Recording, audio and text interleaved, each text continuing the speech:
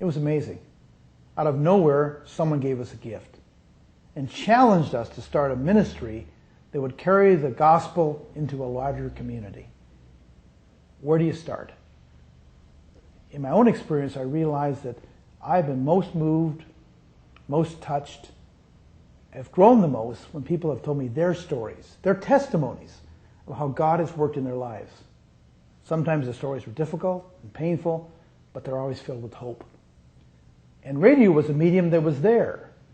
So we started a program called Passages. Just taking a story, and then if you have a story on radio, that's not an interview, it has to be transformed. So what if we add music and sound effects? And what if we edit it so that it came alive, like public radio does in so many of its wonderful shows? And we went to radio stations and they loved it.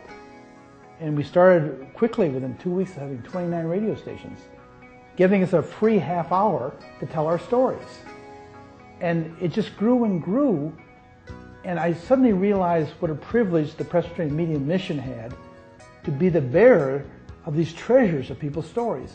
And our people wanted to talk to us, not out of fame, not out of ego, but they were convinced that if they told their story of faithfulness in pain and death and suffering, that would help other people.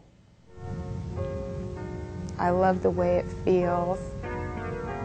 I use the time sometimes to pray. I'll pray silently and just sort of talk with God. Life with my mom was fine until my dad came back. That you enrich us with your blessings and that you strengthen us. I didn't want to live with him because I was afraid. So I ended up getting married instead to basically a man who was just another stranger. And it didn't work out from the very beginning. I was too young at the time to know that that wasn't the way it should be. This is Passages, and we're talking to Mary. I don't quit. I don't quit. I hang in there. I see it through. KQV is very fortunate in that we are able to air Passages from the Presbyterian Media Mission.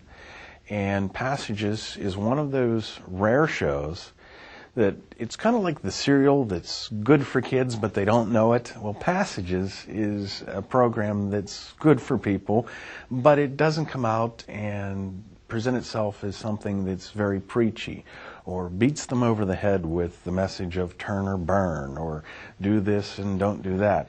Instead, it entertains a lot of people, and they don't really realize just how much of a message, sometimes a good message, the show brings. It's a combination of music.